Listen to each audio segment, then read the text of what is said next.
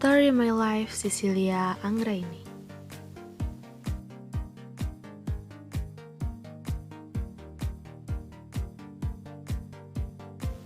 Cerita ini hanya fiktif belaka. Jika ada kesamaan nama tokoh, tempat kejadian, ataupun cerita, itu adalah kebetulan semata dan tidak ada unsur kesengajaan. Cecilia Anggraini atau kerap disapa Sisil adalah sosok yang sedang menggemparkan dunia maya. Bagi para pengguna TikTok, mungkin nama ini sudah tidak asing lagi. Pasalnya, dirinya membagikan kehidupan asmaranya dengan kekasihnya yang juga merupakan seorang wanita. Sebenarnya, siapakah Sisil Anggraini? Cecilia Anggraini lahir di Jambi pada tanggal 17 November 1993. Dia merupakan anak kedua dari dua bersaudara. Kakaknya adalah seorang laki-laki yang bernama Adelio.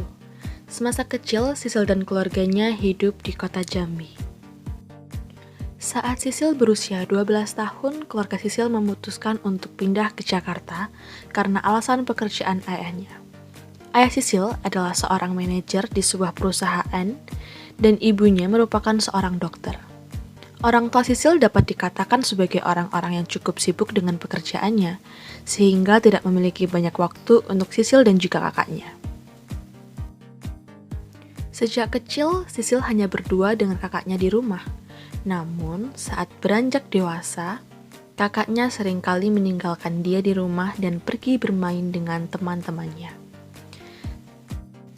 Selama di rumah, Sisil hanya bermain dengan tetangganya yang bernama Yuli.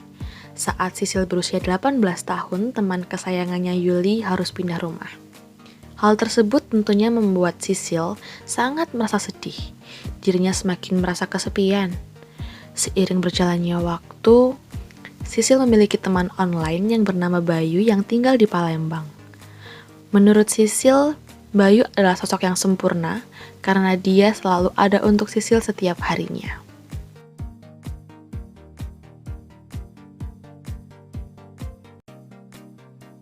Hingga pada suatu hari Sisil menawarkan diri untuk bertemu langsung dan disetujui oleh Bayu. Sisil pun berbohong untuk izin kepada keluarganya kalau dia ingin bermain bersama teman-temannya di luar dan pulang larut malam. Karena Sisil tahu kalau dia izin keluar kota tidak akan diperbolehkan. Sehari setelah tiba di Palembang, Sisil dan Bayu akhirnya bertemu secara langsung di suatu kafe dan menghabiskan waktu bersama di sana. Di tengah perbincangan mereka, Sisil membuka HP dan melihat status WhatsApp, termasuk status WhatsApp Bayu kekasihnya.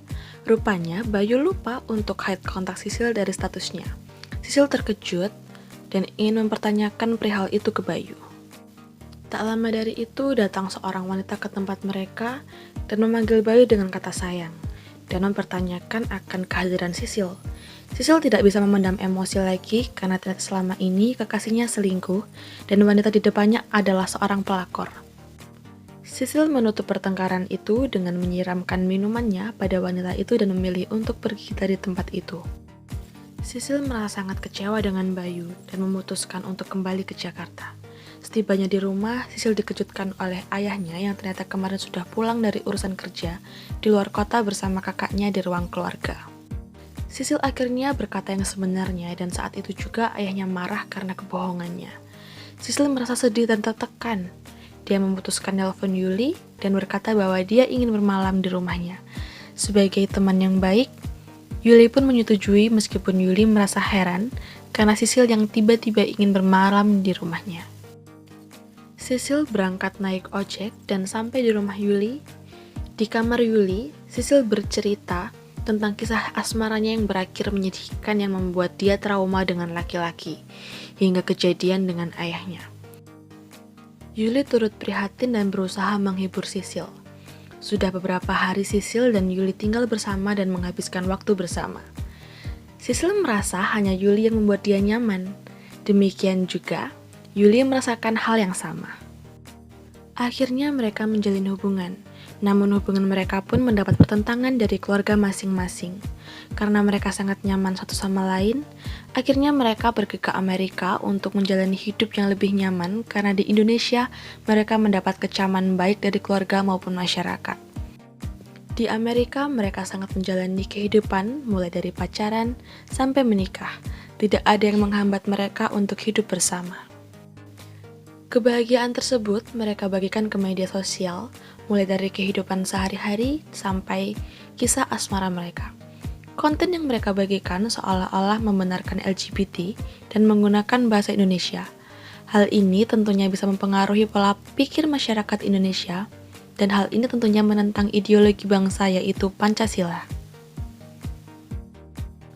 Hal ini juga menuai banyak pro dan juga kontra, mulai dari menyalahi kodrat, tidak memberikan pelajaran yang bagus sampai menentang takdir yang Tuhan berikan. Namun mereka tidak mempedulikan hal itu karena bagi mereka kebahagiaan mereka tidak diukur dari omongan orang lain.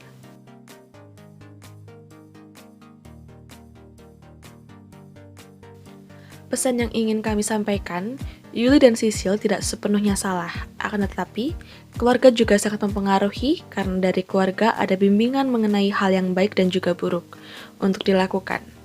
Yuli dan Sisil hanya mencari kebahagiaan mereka sendiri.